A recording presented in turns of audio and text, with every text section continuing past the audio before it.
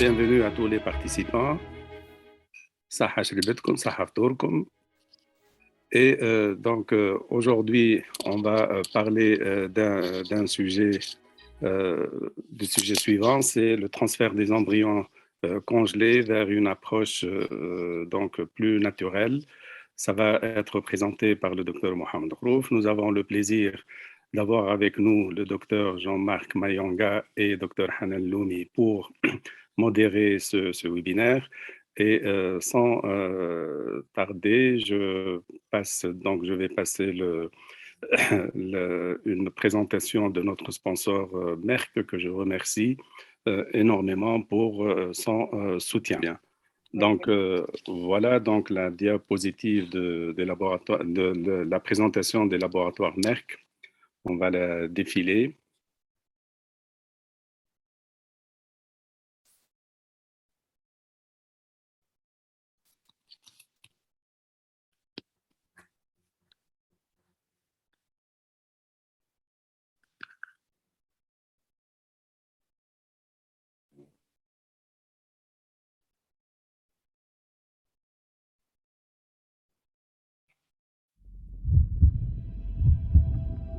This is life. A moment of joy. A dream come true. All pure love. A tiny breakthrough. Or maybe a triumph. A constant struggle. A clash of ideas. We can make a difference. Create the new, the unexpected.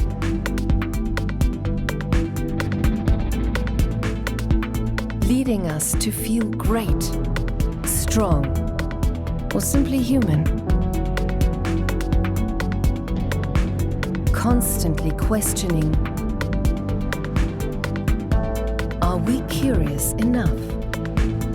Could we be closer? Can we?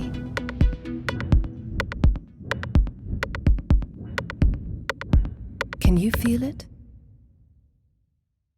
Donc, merci au laboratoire Merck. Donc, à toi, Jean-Marc.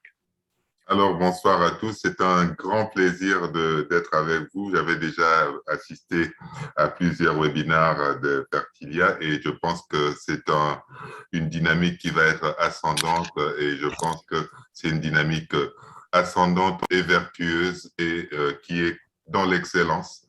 Mais ce n'est pas étonnant parce que quand on voit les personnes qui sont dans cette institution, on sait qu'on est déjà dans l'excellence. Et parmi elles, je présente mon ami, le docteur professeur Mohamed Khrouf, qui va aborder ce sujet sur la préparation de l'endomètre en vue d'un transfert d'embryon congelé vers une approche un peu plus naturelle. Et je suis sûr que ce sujet va susciter de bonnes questions et une discussion fructueuse dans le panel. N'hésitez donc pas à mettre toutes vos questions dans les questions et réponses.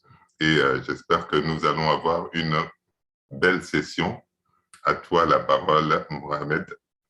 Merci Jean-Marc. Merci tout le monde. Bonsoir tout le monde. Jean-Marc, c'est un plaisir de t'avoir comme co-modérateur aux côtés de mes amis Dr Loumi et Dr Khaled Mahmoud. Pour rappel, ma première présentation en anglais à l'international, je l'avais faite avec toi, tu étais mon mentor et c'était en 2007. Donc, je te remercie d'être là. Merci à tous. Voilà un sujet important parce qu'on parle maintenant de plus en plus du freeze-all et que les indications du freeze-all se sont élargies grâce aux progrès faits par nos amis les biologistes, mais ce n'est pas tout de faire du freeze-all, on doit assurer par la suite un transfert d'embryon sur un endomètre bien préparé. Et quand on dit bien préparé, le succès, les chances de succès pour le transfert d'embryons congelés, c'est des embryons de bonne qualité, bien entendu, sur un endomètre qui est normal et qui, en plus, on va devoir assurer une certaine synchronisation entre la fenêtre d'implantation que l'on va surveiller ou créer et l'embryon que l'on va transférer.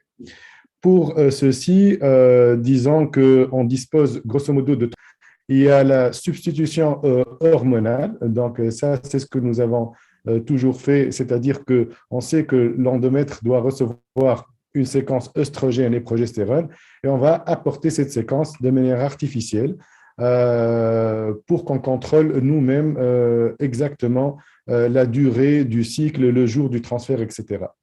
Alors, il y a deux variantes. On peut utiliser ça donc sans blocage préalable de l'axe hypothalamo-hypophysaire, comme on peut précéder la préparation par un blocage par un agoniste de la GnRH. Il y a le cycle naturel, le naturel vrai, c'est-à-dire là, on va, je dirais, surfer sur le cycle de la patiente. Ici, c'est la patiente qui va avoir un cycle naturel, donc c'est une préparation par les hormones endogènes. Et le challenge ici, c'est plutôt d'aller guetter le moment de l'ovulation dans le cycle, qui n'est pas toujours un jour constant, pour que l'on puisse prévoir et programmer le transfert des embryons en fonction de ce jour de l'ovulation. On peut le guetter comme on peut l'enclencher quand les conditions sont réunies par un déclenchement par de l'ACG, et ça s'appelle le cycle naturel modifié. Et puis enfin, dernière façon de faire, c'est ce que nous savons faire en induction de l'ovulation, c'est-à-dire créer un développement folliculaire induit par des agents, que ce soit des agents injectables comme les gonadotrophines ou des agents oraux.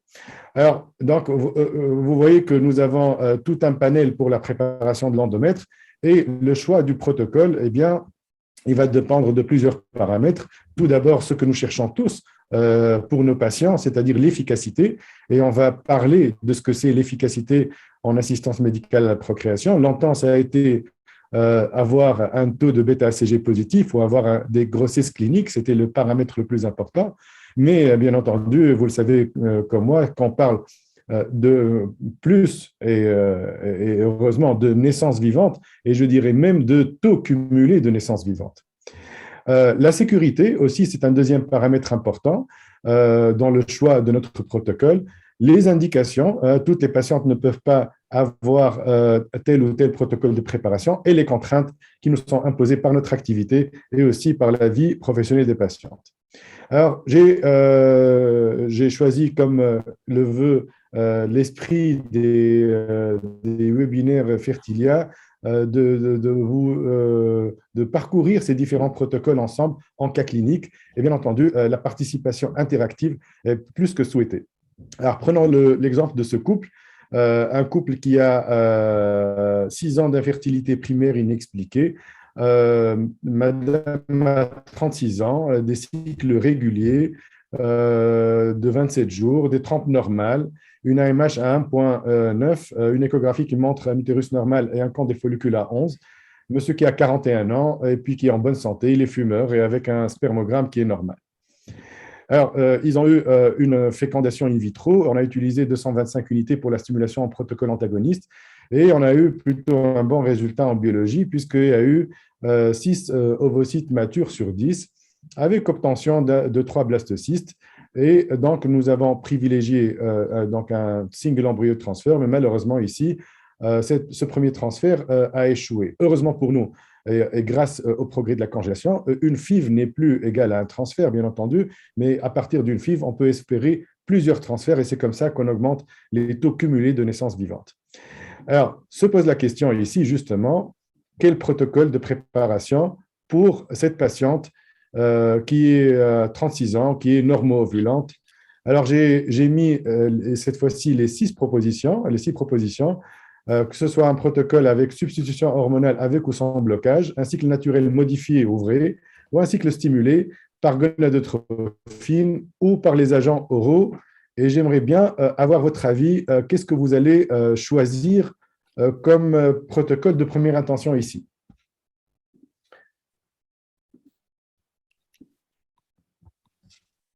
Donc, vous pouvez écrire est-ce qu'on a dans la rubrique QR, s'il vous plaît. Voilà.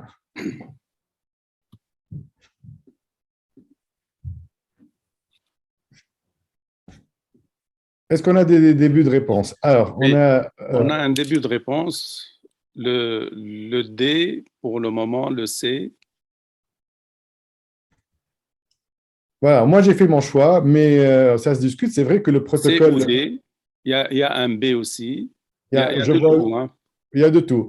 Il y a de tout. Moi j'ai fait mon choix, j'ai choisi le C ou le D, et je vais vous dire pourquoi. C'est vrai qu'il y a quelques, disons, quelques années, il y a 2, 3 ans, par souci de facilité, j'aurais probablement choisi le protocole, le cycle artificiel. Vous savez que le cycle artificiel, il est d'une simplicité inouïe et pour la programmation et de la vie du centre et de la patiente, c'est le plus facile.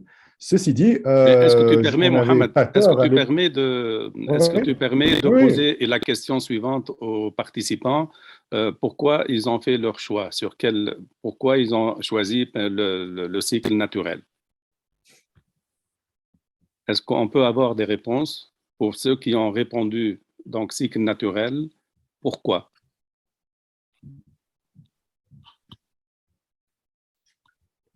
Ah, alors, moins de fausses couches. Je suis d'accord, et pas que. Et on va vous démontrer ces choses. On n'avait pas tort à l'époque d'utiliser le cycle artificiel parce que quand on regarde toutes les méta-analyses qui ont été réalisées sur la question, et Dieu sait combien il y en a eu des méta-analyses sur la question, j'en ai choisi quelques-unes plus ou moins récentes. Au départ, on nous disait que quand on utilise tel ou tel ou tel protocole, eh ben, c'était la même chose. Et puisque c'était la même chose, et puis ben, le plus simple et le plus facile à programmer, c'était le cycle artificiel. Ceci dit, c'est parce qu'on regardait probablement pas les bons paramètres et qu'il ne suffisait pas de juste préparer un endomètre et d'avoir le taux de bêta-ACG et d'avoir la grossesse. Il fallait aussi penser à la sécurité et au déroulement de la grossesse.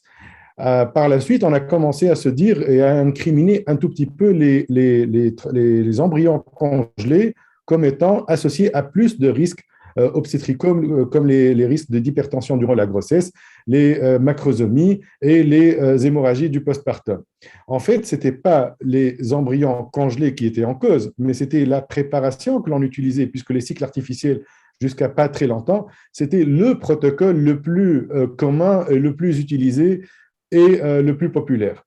Et quand on s'est penché sur la question de manière beaucoup plus précise et qu'on a comparé l'issue obstétricale des protocoles artificiels contre les protocoles naturels, on s'est rendu compte avec des odds ratios que vous voyez ici qui sont quand même assez importants, qu'il y avait beaucoup plus de complications de type prééclampsie, prééclampsie sévère, hypertension durant la grossesse, placenta accreta, quand on compare le protocole artificiel au protocole naturel modifié. Pourquoi? L'hypothèse la plus plausible et la plus logique, c'est que, contrairement au cycle artificiel, dans le cycle naturel et les cycles naturels modifiés, il existe un corps jeune. Et ce corps jeune, ça serait un peu réducteur et un peu simpliste de le réduire à une glande qui sécrète uniquement de la progestérone. Il est clair que le corps jeune est une glande qui sécrète des substances qui sont impliquées dans la baisse des résistances et dans l'invasion trophoblastique et que probablement ces phénomènes sont perturbés avec le protocole artificiel.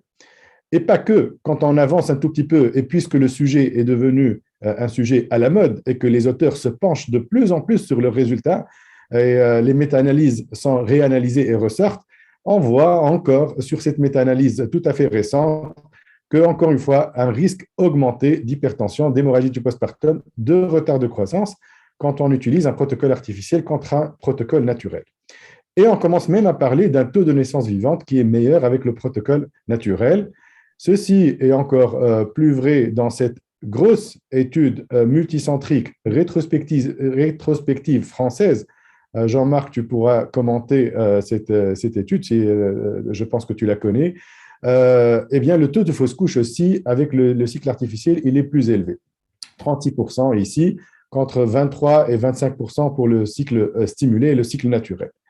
Donc, vous voyez que l'issue de la grossesse n'est pas tout à fait la même avec un cycle artificiel et que ce que l'on pensait égal en termes d'efficacité ne l'est pas et ne l'est pas en termes de sécurité. Et donc, je pense que ce sont des données quand même qui sont intéressantes. Ce sont des données que nous pouvons utiliser pour conseiller nos patientes. Et puis, je pense qu'un jour, très probablement dans les prochains jours, vont sortir même des guidelines pour limiter l'utilisation du protocole artificiel. Ceci dit, il faut mettre un bémol. Le cycle artificiel, par exemple, dans cette étude, il a été utilisé, c'est une étude rétrospective, bien entendu, et il a été utilisé surtout chez les patientes qui ont des perturbations de l'ovulation, qui potentiellement ne sont pas la même catégorie de patients chez qui on utiliserait le protocole naturel.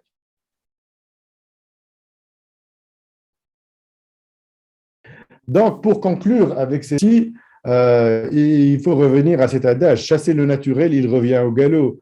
C'est clair que ici, nous avons un retour au cycle naturel très clair. Dans ces tribunes et ces articles d'opinion, les choses sont très claires parce que les données, on ne peut plus ne pas les regarder en face. Et donc, de première intention, chez une patiente normo-ovulante, on va utiliser un protocole naturel.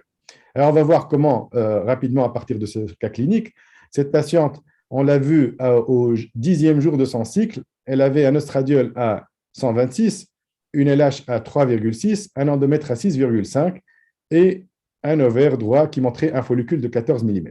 On avance un tout petit peu, on convoque la patiente 2 jours après parce que, voilà, en cycle naturel, quand on commence à voir apparaître un follicule qui est un follicule dominant, il faut essayer de guetter le moment de l'ovulation et ne pas arriver après l'ovulation. À ce moment-là, on ne saura pas quand est-ce qu'a eu lieu l'ovulation.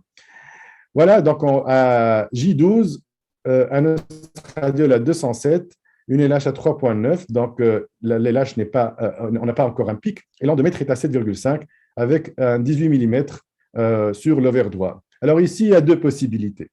Soit vous arrêtez les frais ici, vous dites j'ai un endomètre à 7,5, un follicule de 18, je fais un cycle naturel modifié, c'est-à-dire que je provoque moi-même l'ovulation.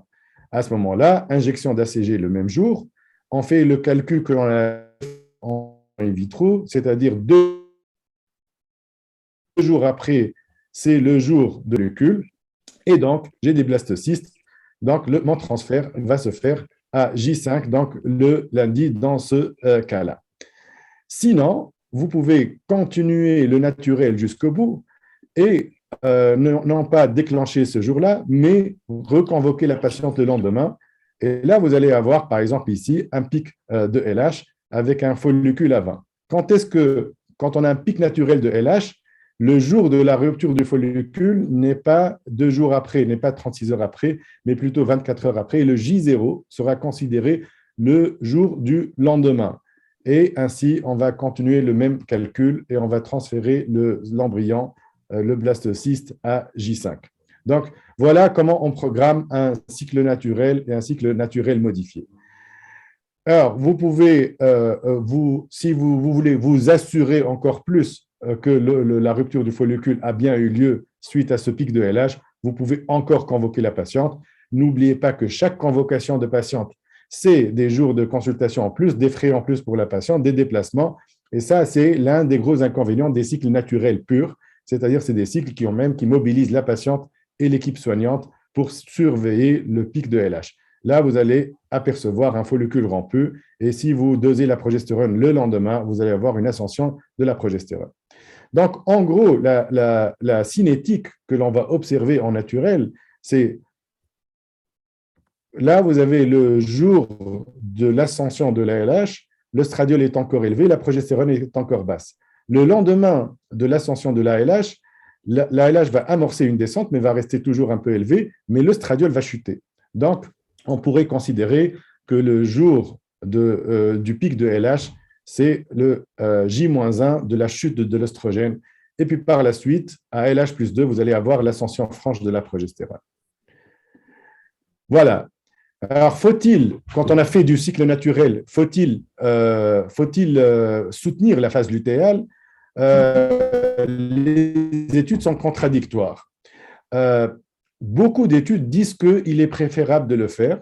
Et s'il faut le faire, il faut le faire à LH plus 2 ou plus, donc pas avant. Dans cette dernière méta-analyse, le soutien à la phase lutéale en cycle naturel améliore les taux de naissance vivante.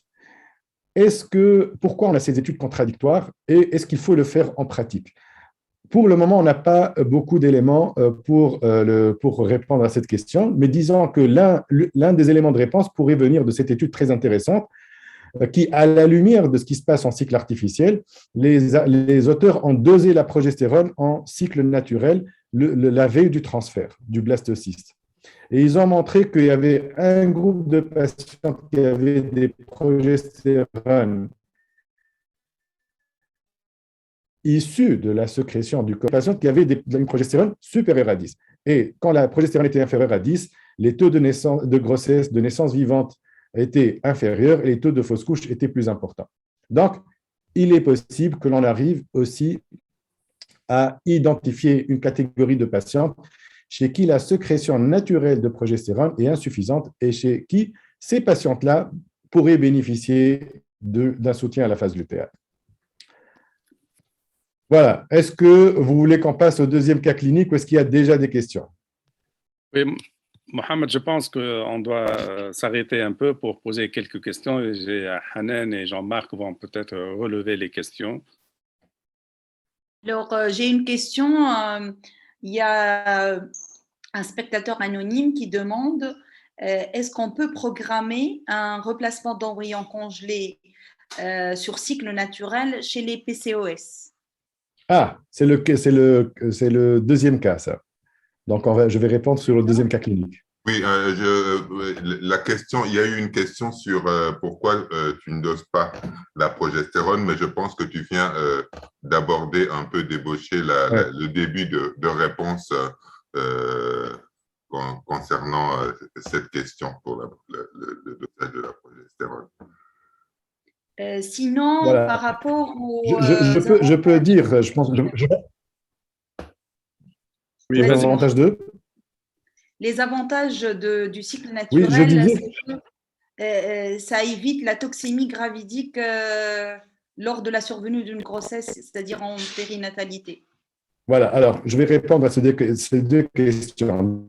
D'abord, la question du dosage de la progestérone, ça dépend de quel moment on parle.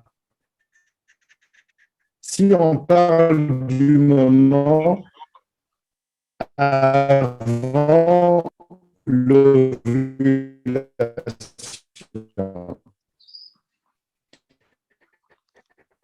je pense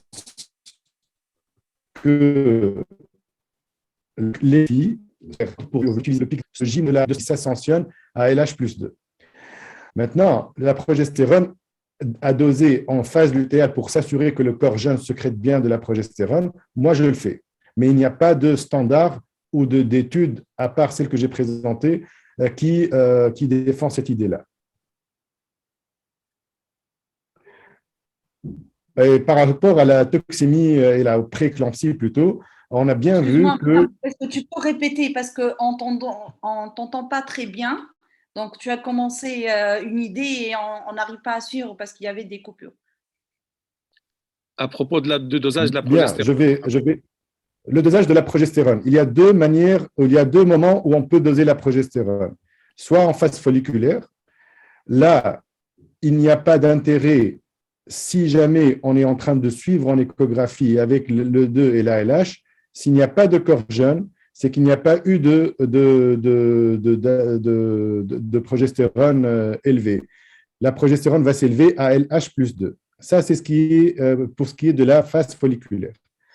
Pour ce qui est du dosage de la progestérone en phase lutéale, moi, je le fais pour m'assurer que le corps jeune naturel est en train de sécréter assez de progestérone. Il y a une seule étude jusqu'à ce jour que j'ai retrouvée, que j'ai présentée ici, qui montre l'intérêt du dosage de la progestérone et surtout qui a donné un cutoff qui est de 10, semblable à ce qu'on voit en cycle artificiel. Mais il n'y a pas autant d'études qu'avec le cycle artificiel. Est-ce que c'est bon? Mais il faut préciser que ce dosage-là se fait le jour ou la veille du transfert. La veille ou le jour du transfert. Dans l'étude que j'ai montrée, c'était la veille du transfert. Le cutoff de 10, c'est donc le jour, c'est la veille ou le jour du transfert de AJ5. AJ5, voilà. Donc ça, c'est l'étude que j'ai montrée. Soit clair. Voilà, c'était la veille du transfert. C'était un dosage la veille du transfert pour s'assurer que le corps jeune a fait monter la progestérone. Voilà. Il y a également une question sur les antagonistes pour utilisation des antagonistes dans un cycle naturel modifié pour être sûr du jour du déclenchement. Mais peut-être que ça pourra être vu dans une question de synthèse sur l'utilisation des antagonistes de manière générale. Enfin, je te laisse répondre. Oui, je pense que c'est quand même peut-être un peu trop. On n'est pas ici à 36 heures près pour une ponction. Hein, donc, C'est ça. je pense que ce n'est pas nécessaire d'injecter, sauf s'il y a un week-end que l'on veut dépasser, par exemple, à la limite pour prolonger d'un jour.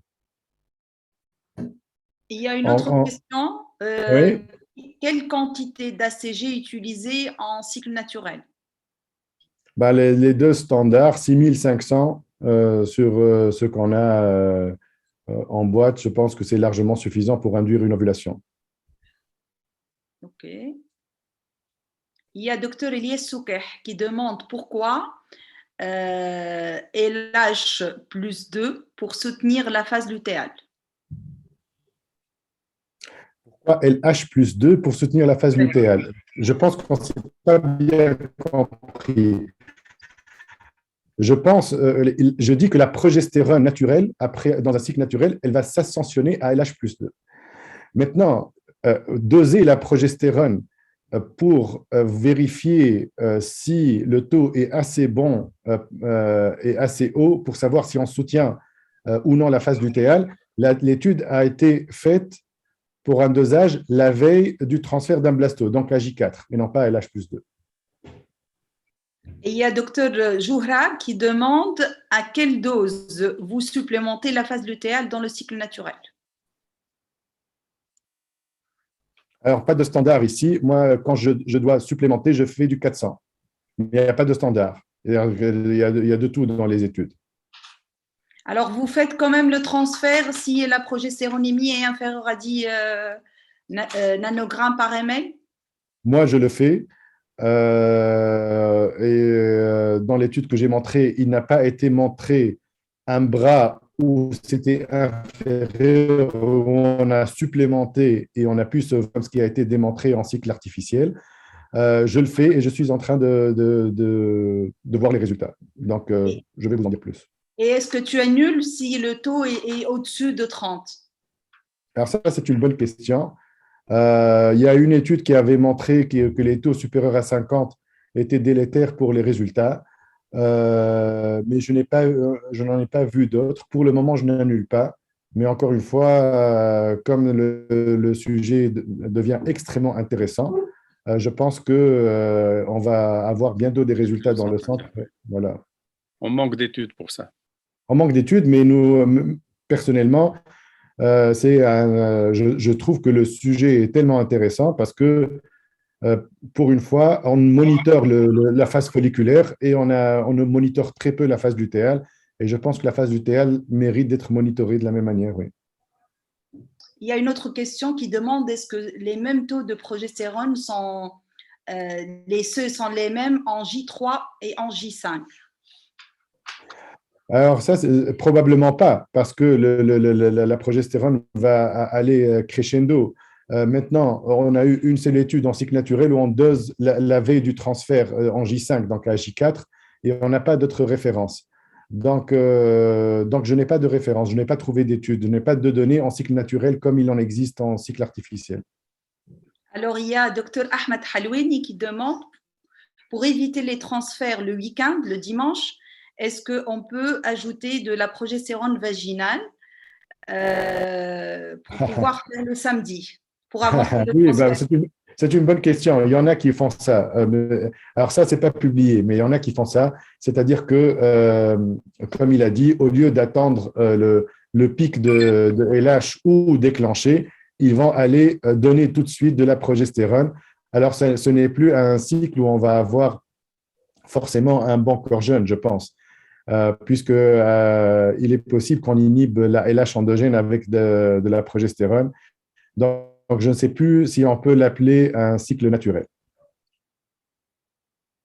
Voilà, je pense qu'on a fait le tour des questions, n'est-ce pas, Sirald? Oui, oui, on passe au deuxième cas. Alors, on parlait des OPK, en voici une, donc 5 ans d'infertilité. Elle a des cycles variables entre 40 et 45 jours, un BMI à 35, une patiente qui a une hernie discale, des trompes droites en hystérographie qui sont ascensionnées mais perméables, un bilan métabolique normal. Monsieur est diabétique sous insuline, et à part ça, il est en bonne santé et le spermogramme est normal. Donc, ici, il y a une attitude crescendo, donc grosso modo 3 mois de metformine, du myoinositol, de l'activité physique, mais le cycle était toujours irrégulier. Et face à l'anomalie des trompes et la dysovulation, donc il a été décidé avec la patiente de faire une tente avérée normale. Alors, normalisation des cycles durant 6 mois, mais pas de grossesse. Donc, on passe en insémination. En insémination, le létrozole, ça ne marche pas très bien parce que ça a donné des saignements et un endomètre fin. Et en gonadotrophine, pas de réponse à 75 unités par jour, un jour sur deux. Et avec 75 unités par jour, on a eu un follicule et pas de grossesse. Donc, face à cette difficulté d'induire une stimulation ovarienne, on est passé en fécondation in vitro. Alors, la première FIV, en protocole antagoniste, on a eu 8 métaphase 2 sur 12 ovocytes, 7 blastocystes, et la patiente a eu une aggravation de son hernie discale pour laquelle elle devait se faire opérer. Donc, on a fait un freeze-all. La patiente s'est fait opérer 3 mois plus tard, après accord de son... Alors voilà, je vous pose la question. Chez cette patiente-là, quel protocole de préparation vous allez utiliser? Alors, j'ai réduit un peu les propositions. A, cycle naturel modifié. B, substitution hormonale sans blocage. C, cycle stimulé par gonadotrophine. D, cycle stimulé par létrozole.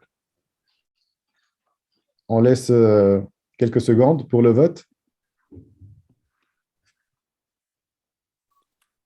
Ah, je pense qu'on a une unanimité, non? Vous en pensez quoi? Oui, apparemment, il y a beaucoup de C. Il y a beaucoup de C. Il y a beaucoup Alors, de on C. est tous d'accord. Il y a beaucoup Le de cycle... C, il y a des D aussi. Hein. Oui, bah on va commenter un tout petit peu. Donc, je pense que le message est passé que la substitution hormonale, qui pourrait être une option techniquement ici, mais n'est pas à privilégier à cause de tous les problèmes que nous avons évoqués, les problèmes obstétricaux, donc c'est très clair. Le cycle stimulé par létrozole ou par gonadotrophine aurait pu être tous les deux des options, surtout que le cycle stimulé par létrozole, il faut le savoir, sur cette dernière Cochrane, il est supérieur au cycle artificiel et c'est un protocole qui va donner beaucoup de bons résultats en préparation de l'endomètre pour les OPK. Ceci dit, notre patiente a saigné sous létrozole et on ne va pas refaire la même expérience. Donc, on est passé au cycle stimulé. Alors, les cycles stimulés, méta-analyse qui est récente en 2022, chez les OPK, les protocoles stimulés comparés à l'artificiel, eh bien, c'est aussi de la sécurité parce qu'il y a plus de naissances vivantes, efficacité, moins de fausses couches, moins d'accouchements prématurés et moins de prééclampsie. Donc, nous sommes bons et nous avons proposé à la patiente donc, un protocole stimulé avec des gonadotrophines. Alors, on est parti à 75. On a pensé qu'on allait avoir la même réponse que lors de la dernière insémination. Malheureusement, vous voyez qu'à J8, on a seulement un follicule de 9, on augmente un tout petit peu les doses et on a une stagnation, donc on arrête ce protocole-là. Deuxième cycle, on repart sur des doses plus élevées et vous voyez qu'on a quand même un début de développement folliculaire et à S11, donc deux follicules, un de 16, un de 15, un oestradiol à 201, une LH à 7, donc on rajoute encore 2 jours. Et nous voici avec un endomètre à 10 mm, et puis un follicule de 19 à droite et un follicule de 18 à gauche. Donc là, on va déclencher l'ovulation, on va considérer J0 donc 2 jours plus tard et programmer le transfert de blastocystes comme ceci. Donc les choses là sont très claires et sont très simples. Alors, donc transfert d'embryon congelé à J5 et pour l'anecdote, on a fait du single embryo transfert chez cette patiente parce qu'elle avait ce problème d'obésité, d'hernie discale, etc. Et la patiente a eu une grossesse gémellaire et c'était une grossesse dizygote. Donc, bien entendu, en revenant sur l'interrogatoire, la patiente avait eu des rapports sexuels et on a fait la revue de la littérature et il y a pas mal de cas en cycle stimulé où, si on ne demande pas au couple de ne pas avoir de rapport, il est possible d'avoir des grossesses issues du transfert d'embryon congelé. Ça, c'était pour l'anecdote. Alors, je ne sais pas s'il y a des questions par rapport au cycle stimulé ou on peut passer au prochain cas clinique. Oui, je pense qu'on C'est peut bon? passer. Pour le moment, il n'y a Allez, pas on va passer. Alors, troisième cas clinique. Ici, c'est une patiente, 2 ans d'infertilité, 39 ans. Elle avait eu une grossesse, puis c'était une interruption. Par la suite, une myomectomie par hystéroscopie.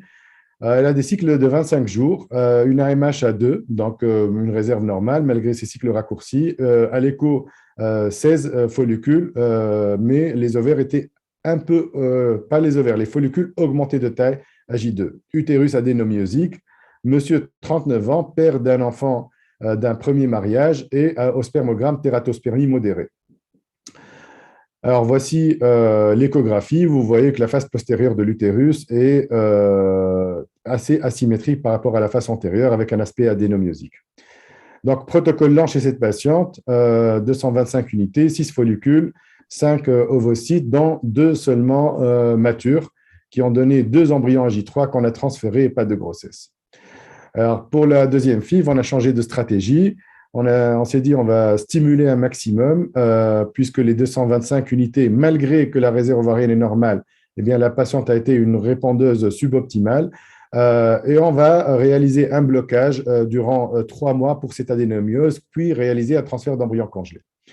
Donc, stimulation effectivement maximale avec de l'activité LH, 14 follicules, 7 métaphase 2 sur 13 ovocytes, 2 blastocystes, ce n'est pas beaucoup.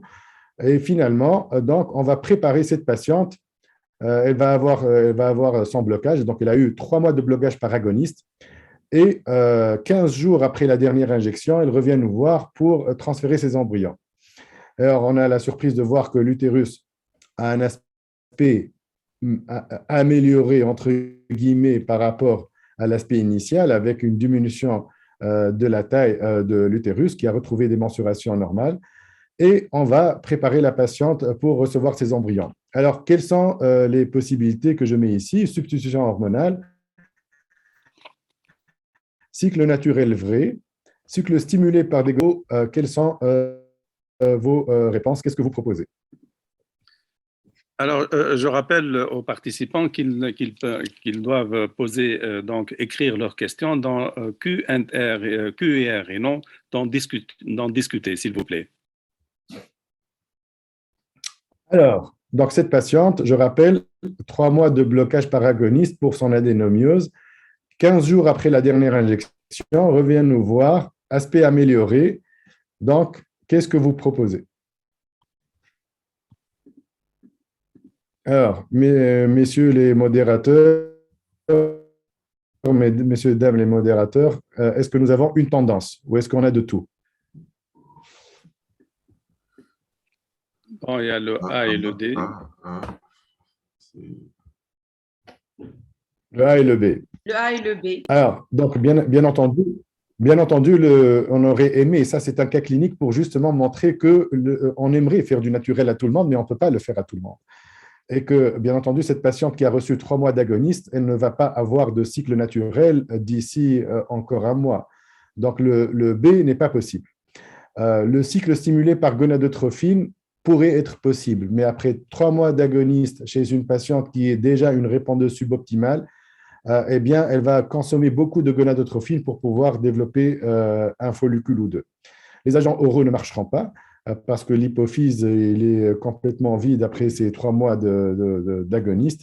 Donc, dans ce cas-là, eh bien, il ne reste que la substitution hormonale pratiquement pour patientes.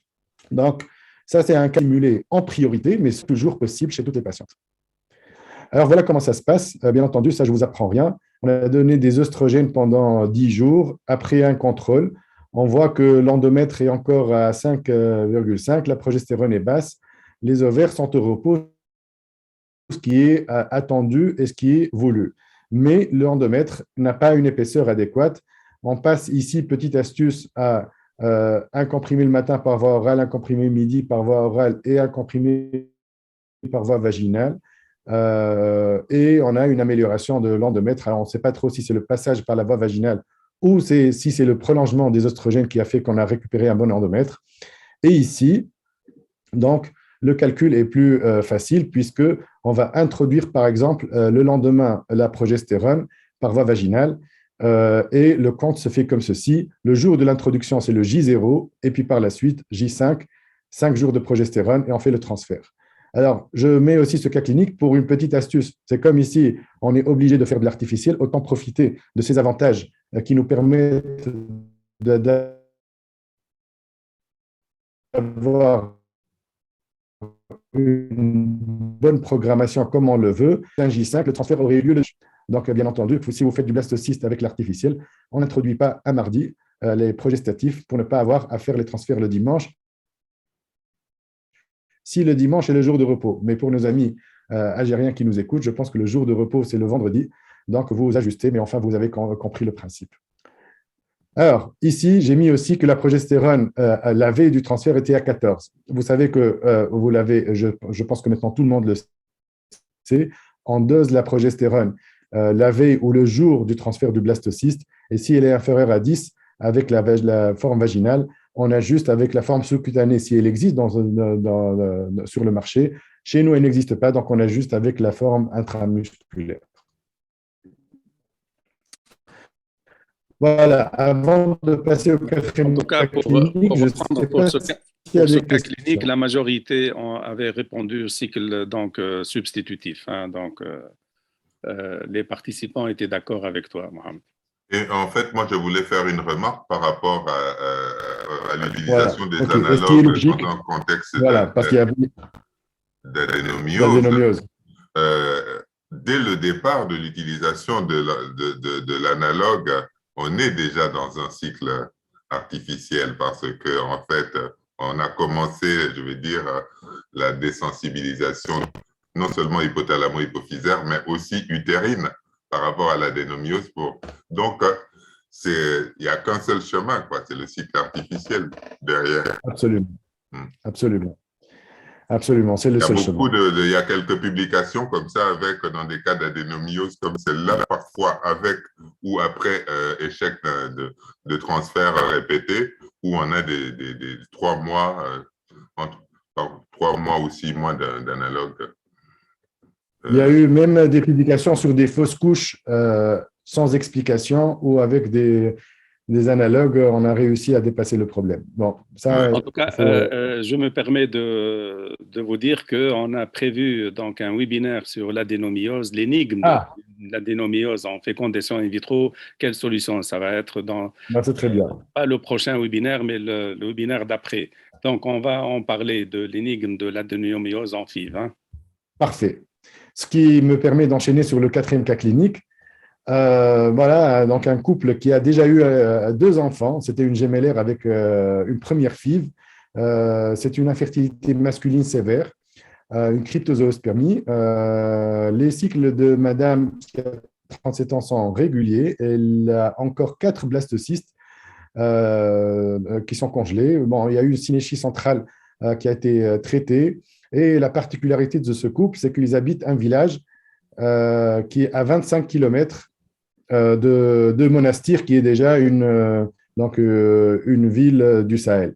Donc, c'est un couple qui n'a pas accès facile, qui n'a pas un accès facile pour la consultation. Alors, quel protocole de préparation on va utiliser?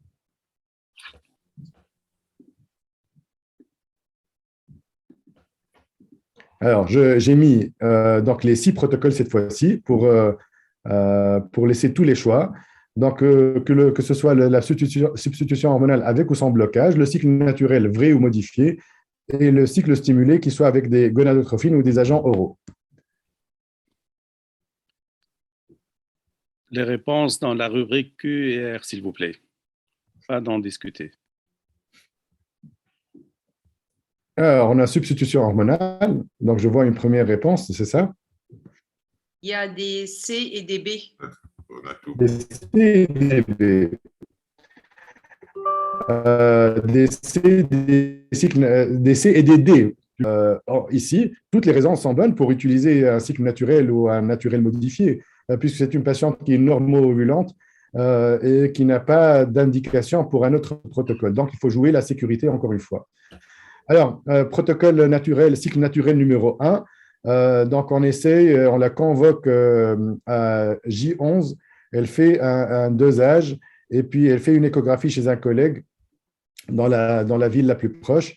Et l'œstradiol est à 88, la LH est à 2,2, l'endomètre est à 5 et l'ovaire droit montre un follicule de 13. Alors, c'est vrai qu'il faut convoquer la patiente en fonction de la durée de son cycle. Si c'est une patiente qui a des cycles de 30 jours, il faut la convoquer vers le 12e, 13e jour plutôt.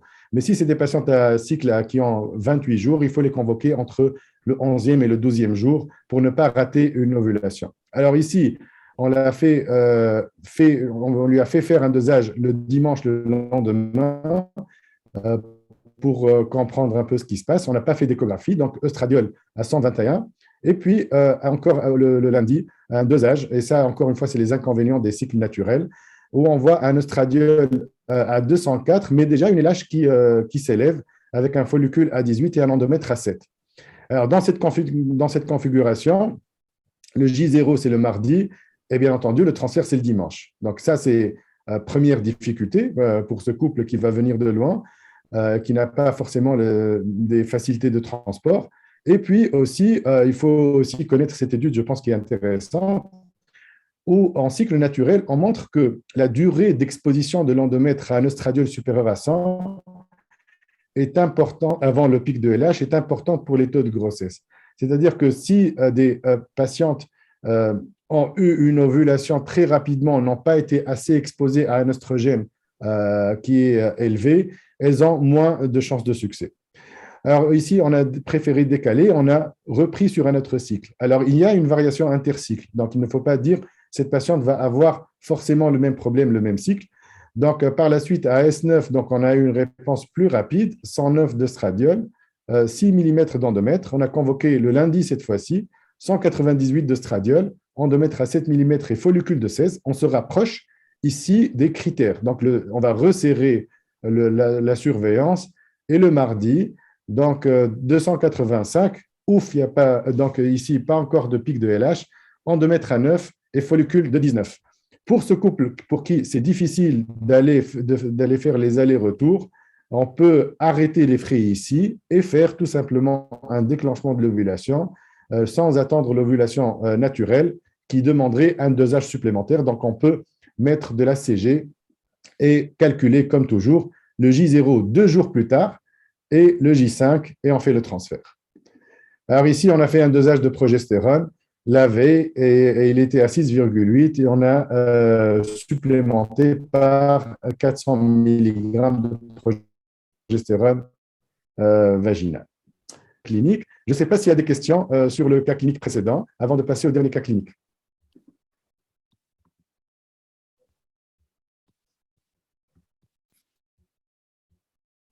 C'est bon? J'avance? Ouais. On va voir s'il y a des questions. Non. Non. OK. Non. Parfait. Tout ça est bien digéré. C'est parfait. Alors, dernier cas clinique, c'est une patiente qui a 2 ans d'infertilité, 32 ans, patiente jeune, cycle irrégulier, court de 22 jours, réserve ovarienne diminuée avec une AMH à 0,2, une FSH à 16, une LH à 21, utérus normal, et le compte des follicules confirme bien qu'il y a une baisse de la réserve des ovaires avec un CFA à 2. Monsieur, il est en bonne santé, spermogramme normal, 36 ans. Chez ces patientes-là, vous savez qu'on adopte une stratégie de collecte des embryons pour essayer d'avoir comme objectif 2 embryons de J3 ou un embryon de J5. Donc, on a réussi à avoir 2 embryons de J3 sur 4 cycles de FIV par mètre stimulation. Donc, vous voyez que le chemin a été lent, mais on est arrivé. On a fait une hystéroscopie qui était normale, préparation pour transfert d'embryons congelés. Voilà. Et on a des embryons de J3 que l'on va transférer chez cette patiente après avoir réalisé une hystéroscopie. Quel protocole de préparation chez cette patiente jeune, mais qui a des cycles de 22 jours? Quel protocole de préparation on peut utiliser? A, cycle naturel. B, substitution hormonale. C, cycle stimulé par gonadotrophine. D, cycle stimulé par létrozole.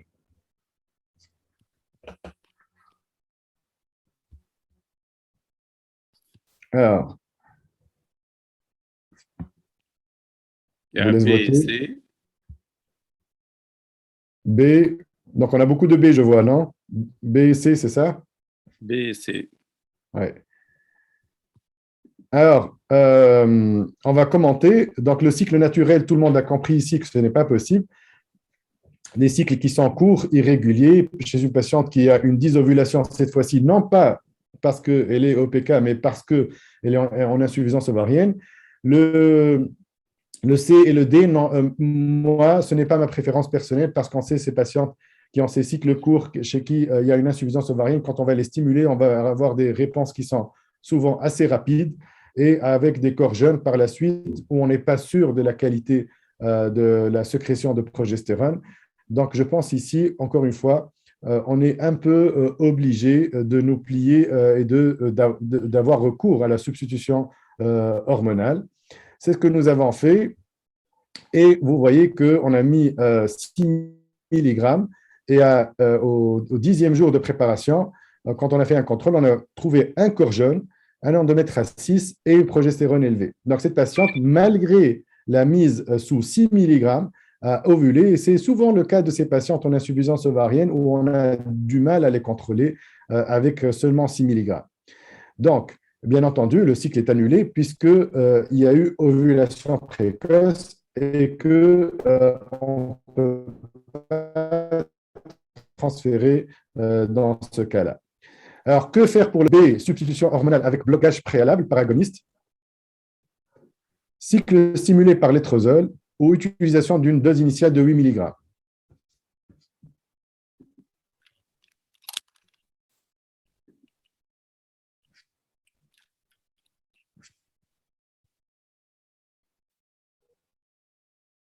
Il n'y a que des B. Il n'y a que des B. Il n'y a que OK. des B. Oui, alors les deux sont possibles. Le A, bien entendu, ce n'est pas possible. Le naturel ici est malheureusement à oublier complètement chez cette patiente. Il y a des cycles qui sont complètement pour éviter qu'elle ait une ovulation spontanée alors que nous sommes en préparation par substitution hormonale, c'est soit d'utiliser un agoniste, ce qui est le plus sécurisant, le plus efficace, soit d'utiliser une forte dose de 8 mg qui va avoir un effet de rétrocontrôle encore plus élevé, mais la solution B, c'est la solution la plus efficace. Ici, on a choisi d'utiliser les deux, c'est-à-dire qu'on a injecté un agoniste à 7 jours avant l'arrivée des règles, et puis par la suite, on a commencé quand même avec 8 mg, et c'est ainsi qu'on a pu avoir au 10e jour de préparation une progestérone qui est basse avec un endomètre qui est bon et des ovaires qui sont contrôlés sans apparition de follicules. Et par la suite, pareil, donc le J0. Ici, on a commencé la préparation le mardi, mais ce n'est pas grave parce que c'est des embryons de J3. Donc, le transfert aura lieu le vendredi. C'est OK pour cette patiente. Voilà, moi, j'aimerais finir par un petit algorithme pour dire que l'adénomiose, l'endométriose, beaucoup préconisent de faire un long blocage. Et dans ce cas de figure, il n'y a pas d'autre solution que de faire un cycle artificiel. Mais pour les autres patientes, surtout celles qui ont les cycles qui sont réguliers, eh bien, le protocole de première intention à privilégier pour son efficacité, pour le faible taux de fausse couche, pour la sécurité obstétricale, eh bien, c'est le cycle naturel ou le naturel modifié. Alors, si la patiente est assez disponible, on peut faire du cycle naturel. Ça va nous obliger quand même à faire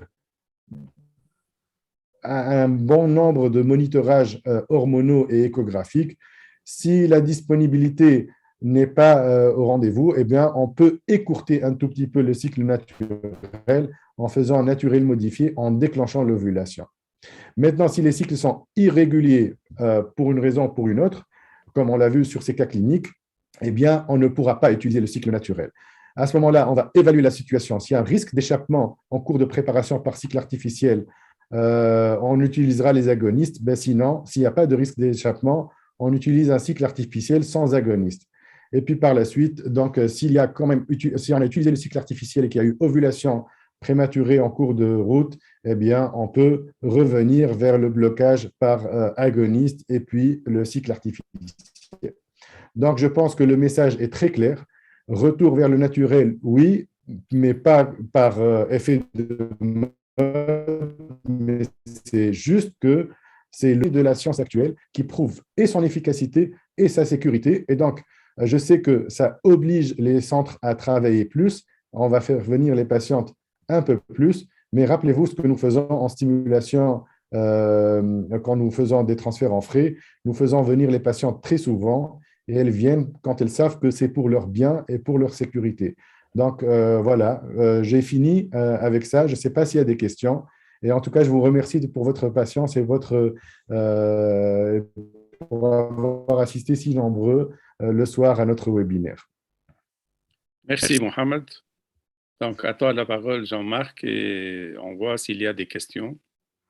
Merci beaucoup, Mohamed. Je pense que je suis sûr que dans le take-home message de toute l'assistance, ça va quand même être très important donc de savoir que ce n'est pas seulement les stimulations pour la FIV qui sont du sur-mesure, mais que le transfert d'embryon aussi, c'est du sur-mesure et que souvent, comme on dit, le diable se cache dans les détails et c'est souvent dans les détails qu'on va essayer de gagner des points en termes de grossesse. Donc ça, c'est la première remarque. La deuxième remarque, c'est aussi le point de vue de la patiente.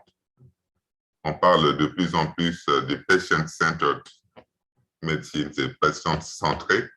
C'est vrai qu'on parle beaucoup de pertes précoces et les pertes précoces ont un impact psychologique et un impact aussi en termes de drop-out des patientes qui quittent les programmes.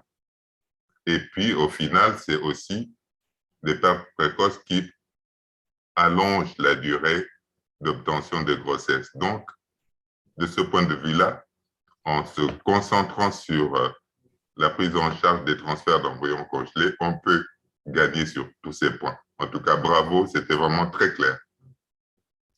Merci beaucoup. Mohamed, si tu permets, il y a quelqu'un qui réclame une réponse. C'est Mohamed Zehi. Il a dit qu'il n'a pas entendu la réponse à sa question. Est-ce qu'une progestérone élevée le jour ou la veille du transfert d'embryons congelés et décongelés a un impact négatif sur l'implantation? Alors, en cycle artificiel, il a été montré une fois sur un article que des progestérones supérieures à 30 ou à 50, pardon, pouvaient avoir un effet délétère sur les taux de grossesse. Ceci n'a pas été repris autant que le cut-off inférieur, c'est-à-dire que les données ne sont pas aussi robustes. Mais il y a lieu de le penser. D'ailleurs, pourquoi on ne supplémenterait pas toutes les femmes à dose maximale en progestérone au lieu de commencer à faire des dosages? C'est probablement que, toujours dans cet esprit de customisation et de personnalisation, possible qu'un taux très élevé donné comme ça à toutes les femmes est délétère, mais je n'ai pas d'évidence scientifique aussi robuste que pour le cut-off inférieur. Il y a une autre question. À quelle heure il faut faire l'injection d'ACG pour le cycle naturel modifié? Alors, l'heure le soir, mais ici, franchement, l'horaire n'a pas d'importance aussi capitale que pour une fécondation in vitro, même si vous voyez sur des comptes rendus parfois de test de la fenêtre d'implantation, où là, en cas d'échec d'implantation, les heures entre l'ACG et le transfert semblent être extrêmement importantes, mais dans la majorité des cas, c'est le soir, à l'heure habituelle où on injecte. Moi, par habitude, je donne par exemple à 18 heures l'ACG. Voilà. Est-ce qu'on dose la TSH en cours de cycle de tech? Bon, la TSH. Est-ce que la TSH fait partie du bilan? Fait partie du bilan. Maintenant, oui, puisque voilà, disons que, étant donné que les TSH qui sont supérieurs à 2,5 infracliniques ont été un peu incriminés dans une baisse des résultats. Comme c'est infraclinique, le seul moyen, c'est de doser, mais on n'ira pas doser à chaque cycle. Ce n'est pas la question. Si ça a été dosé une fois, que c'est normal, il n'y a pas lieu de redoser à chaque fois. Sauf si la patiente a une pathologie thyroïdienne et qu'il faut aller vérifier le thyroïdie avant le transfert. Peux-tu, s'il te plaît, clarifier les choses concernant, parce que tu as présenté, il y a quelqu'un qui a dit que Slahaddin Kerfa, qui a dit, vous avez présenté donc l'algorithme pour les cycles naturels, mais pour les cycles irréguliers, les PCOS. Qu'est-ce que tu préconises? Est-ce qu'il y a un algorithme particulier? Non, ça c'est l'algorithme que je remontre ici, que je repartage, c'est l'algorithme général pour toutes les patientes. Je dis sur la droite, si les cycles sont réguliers, c'est les cycles naturels et naturels modifiés en fonction des disponibilités, mais si les cycles sont irréguliers, c'est-à-dire soit des patientes dysovulantes type OPK ou des patientes qui ont des cycles perturbés par une insuffisance ovarienne, là, on va avoir oui, on n'a pas mis le cycle stimulé ici, et je devrais le mettre, mais c'est soit le cycle artificiel, soit les cycles stimulés pour les OPK. Pour moi, pour les OPK, personnellement, j'utilise, si ils ont des cycles irréguliers, j'utilise préférentiellement la préparation soit par le létrozole, soit par les gonadotrophines. Alors, on n'a pas la chance d'avoir le stylo, et ça, c'est encore dans ce cas-là, et le stylo pourrait être d'un grand apport ici chez les OPK pour qu'on puisse bien les préparer, mais on me dit qu'on va l'avoir bientôt. Il y a une autre question concernant la prolongation de l'oestrogénothérapie. Si jamais on n'arrive pas à avoir un endomètre, jusqu'à quel jour, quelle est la durée maximale d'utilisation de l'oestrogène en cas de cycle substitutif? Alors, c'est une très bonne question. Et c'est toujours une question qui m'a beaucoup intrigué parce que dans la majorité des études, contrairement à ce qu'on peut penser, prolonger de manière un peu irrationnelle les oestrogènes n'est pas associé à une baisse des résultats. J'ai vu très récemment une étude qui date de 2021 où le groupe œstrogénothérapie supérieure à 21 jours ne s'est pas associé à une baisse des résultats en termes de taux de grossesse. Mais encore une fois, si on revient à cette logique de naturel, il y a lieu de penser que quand même un endomètre qui est exposé à des œstrogènes pendant plus que 21 jours, on peut se demander, alors dans mon expérience personnelle, la vérité c'est que quand c'est prolongé au-delà de 21 jours, on commence à avoir des spottings et des saignements très souvent. Et donc moi, j'arrête quand je n'arrive pas à avoir de résultats au-delà allez, disons de 17-18 jours. Ok. Est-ce que Hanan, Jean-Marc, vous avez des commentaires? Il y avait encore une question sur la place de l'hystéroscopie. J'ai vu passer avant transfert d'embryon congelé. Bon, ben, c'est un peu à la marge du sujet. Mais ce que moi, je voulais donner comme remarque, c'est qu'il faut bien s'aider de l'échographie quand même. L'échographie, c'est un peu maintenant qu'il y a plein d'affaires maintenant avec les examens gynéco. C'est quand même le prolongement vraiment de tout. De l'examen clinique. Et il y a une corrélation clinico-échographique et hormono-échographique. Donc, dès qu'on a un doute, il ne faut pas hésiter à prendre l'échographie parce que si on a un endomètre en triple feuillet avec une progestérone qui est un peu élevée ou des choses comme ça, ben, il faudrait pouvoir dire qu'il y a une discordance. Donc, vraiment s'aider de l'échographie parce que l'échographie, ça a une vraie est un marqueur très important et peut donner vraiment l'idée de l'imprégnation hormonale dans le doute, quoi, au quotidien, on va dire. OK, donc merci Mohamed, merci à tous les participants, merci à tout le monde et bonne nuit. Bravo, Et merci. Prochain webinaire, j'espère qu'il sera consacré à la demande de beaucoup de participants au thème des fausses couches à répétition. Et je rappelle qu'il y a des guidelines, de nouveaux guidelines de l'ECHRE qui ne sont pas encore publiés et de 2022. On va essayer de débattre sur la question au prochain webinaire dans 15 jours. Merci à tous et à toutes et au prochain webinaire.